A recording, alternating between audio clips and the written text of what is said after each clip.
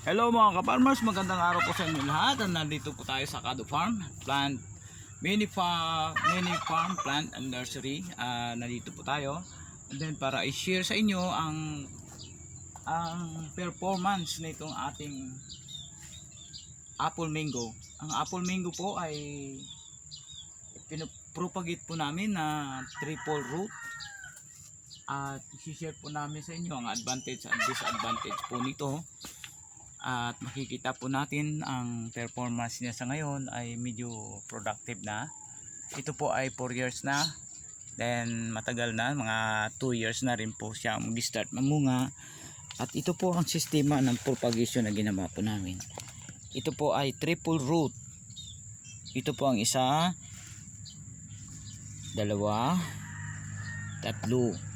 So mapapansin po natin pagka triple root ang ating sistema ng propagation ng ating mango ay wala pong tigil sa pagbunga. Hindi po siya seasonal. Kundi yan po makikita po ninyo, may maliit, may mga maliliit na bunga, may mga sumunod at may gulang na bunga.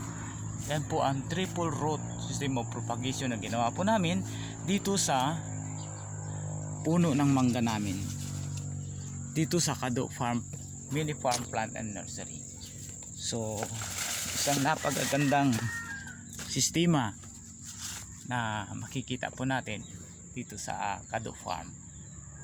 Yan po yung ating apple mango.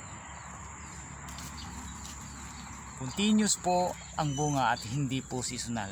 So mga ka-farmers, yun na lang po muna. Sundan ang mga susunod pa naming gawain dito sa Kado Farm Plant and Nursery. At marami pa po kami mga ginagawa dito na gusto namin i-share sa inyo.